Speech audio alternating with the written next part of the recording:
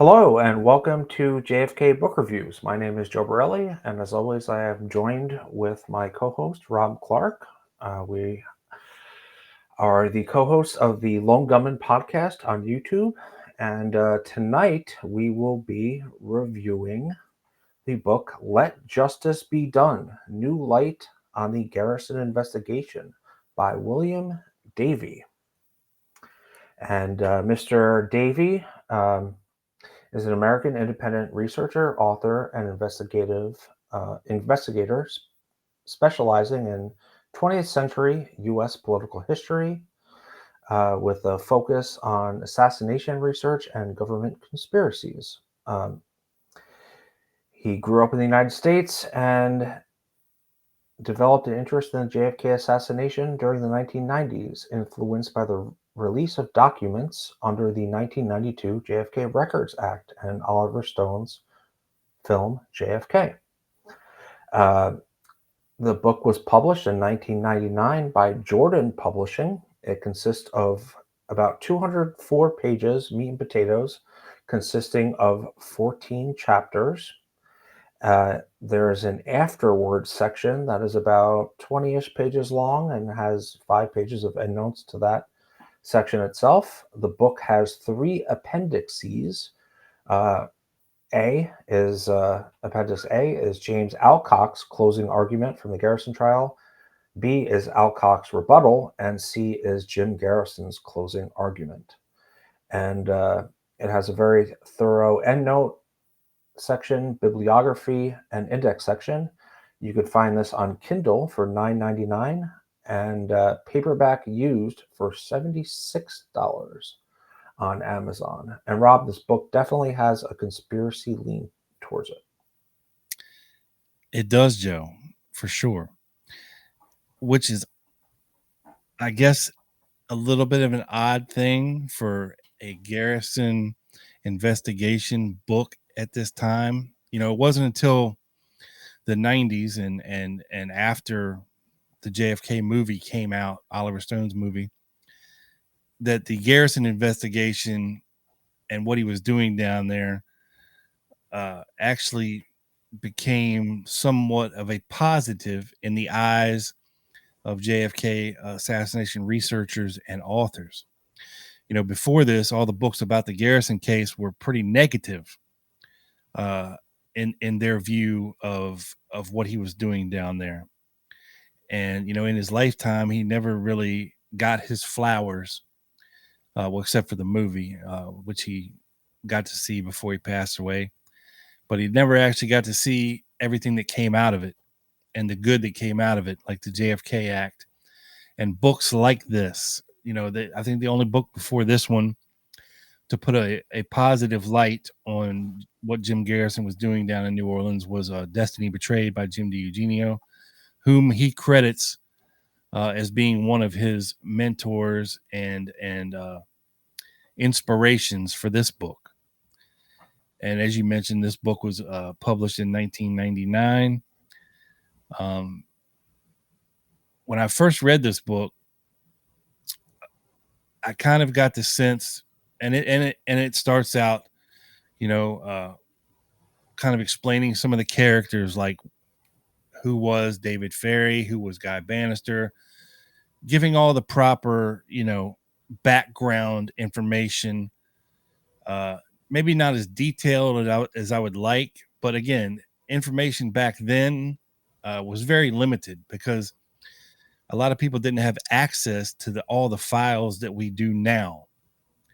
So you have to take that into perspective as well when it comes to analyzing some of the facts that are in this book. And like I said, it does take a more of it puts the Garrison investigation and what he was trying to do down there more in a positive light rather than point out all the negatives with how the Clay Shaw prosecution went. And I like that he included in the appendices Alcock's statements and Jim Garrison's closing statements, and I've done them in prose form on the show in the past because while the movie's great, right, and Kevin Costner is real great, back and to the left, and a good actor and a good lawyer, they can make you feel things a certain way. And you want to think that, damn it, Alcock and Garrison were in this courtroom and doing the same thing. And they really tried to sway the jury with their opening and closing statements. But nothing as spectacular as the movie, of course. Right. But I kind of see this book as a precursor to what I think to be the penultimate book on the Garrison investigation, and that would be Joan Mellon's Joan Mellon's book, A Farewell to Justice. And again, this book has kind of the same spin, Let Justice Be Done, which is part of a quote that comes straight from Garrison. Let justice be done. Let justice be done, or the heavens will fall, or something like that. I'm not a great quotist, if you will, but it's something to that effect. Yes, let justice be done, though heaven should fall, and it is in Latin. Yes, Sic Semper Tyrannis, or something like that. Don't ask me to pronounce it. But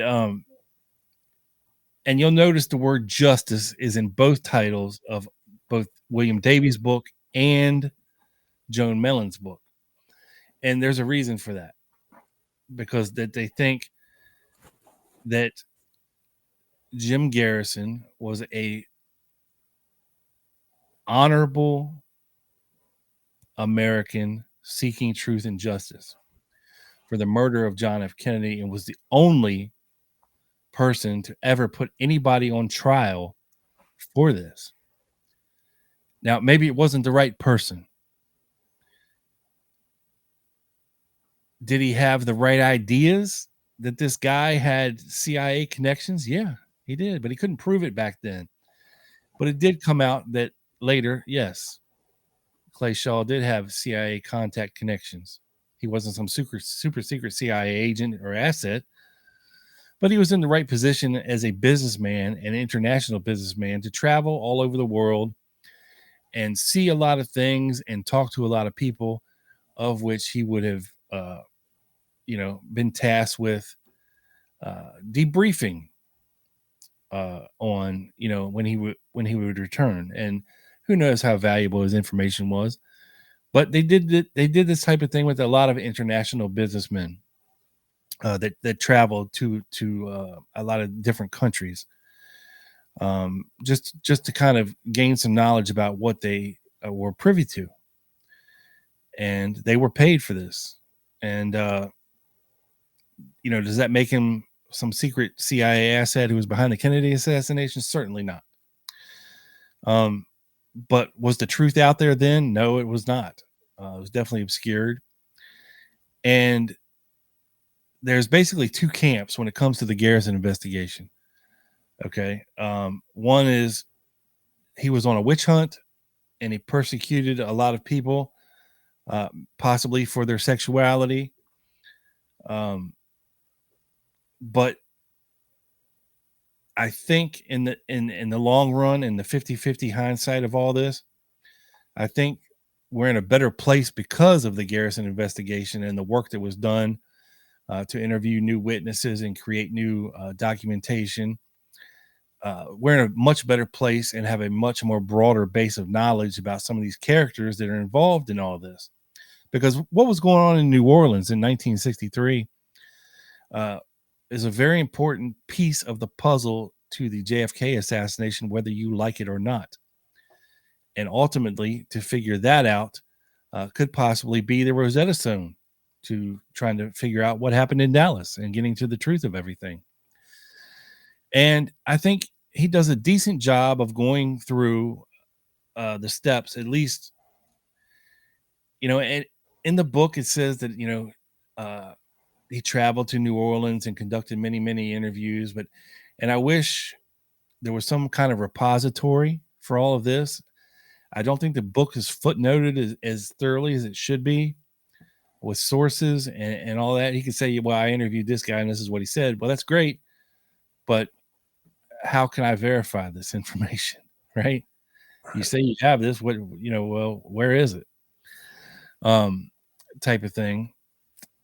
And there's a lot of detail missing.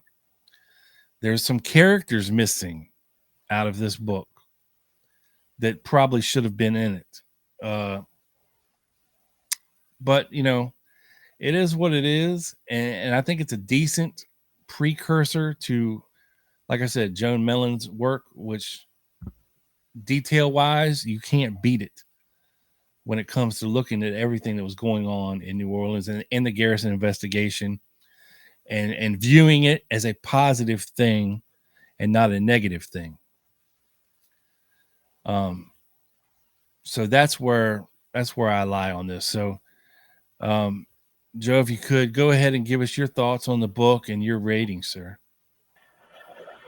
Well, how to follow up that description? But yeah, I kind of echo your thoughts. I think it's a very interesting book, and especially for the time, 1999, and I guess he was writing it for a year or two before. A lot of, if you love the New Orleans aspect of the assassination, it's very interesting. I liked uh, the chapter on permadex. I thought was really interesting, and also how the CIA and media attacked the Garrison investigation. And I also really enjoyed reading the transcripts of the Alcock's and Garrison's closing arguments. I thought that was really neat. But I'm going to give this a very solid, Rob, 6. Guns up. Okay. How about you? I have to compare it, and this will always be compared to Joan Mellon's book, even though Joan Mellon's book was published in 2005, some 6 years after this one. So when you do that, I mean, if this was a standalone book and Joan Mellon's book never came out, I probably would rate this book much higher than what I'm going to do now. But because there have been other works, much more detailed, much more intricate, much more analytical, much more researched, if you will. I mean, this book is a very broad stroke approach to the Garrison investigation, and very little into the minute, grittier details that I'm looking for in the New Orleans investigation. You love the gritty details, and I much more prefer my performance of Jim Garrison's closing arguments than reading it in a book. But no, that being said, I'm going to give this book a very middle of the road 5 guns up. And right. Yeah, I can't do any better than that. It's not great. It's not horrible. It's very middle of the road. And like I said, it would have been a lot higher had Joan Mellon's book never come out. So Right. With that being said, folks, we hope you enjoyed our little JFK book review here of William Davy's Let Justice Be Done, a new light on the Jim Garrison investigation, with foreword by James D. Eugenio, author of Destiny Betrayed. And yeah, it just killed me to say that, but that's okay. So if you like the book review and you want to hear more from us, we do a podcast all about this whole entire JFK assassination investigation thing right here live at 7 p.m. Eastern on YouTube every week. Also, Wednesday evenings at 7 p.m. live for our channel members. And these are not just 10-minute shows, half-hour shows. We go in-depth, 2-hour shows. And we give you all the gritty details that you may or may not want. We make it entertaining, which you may or may not want. And so if you dig this, you'll definitely dig that.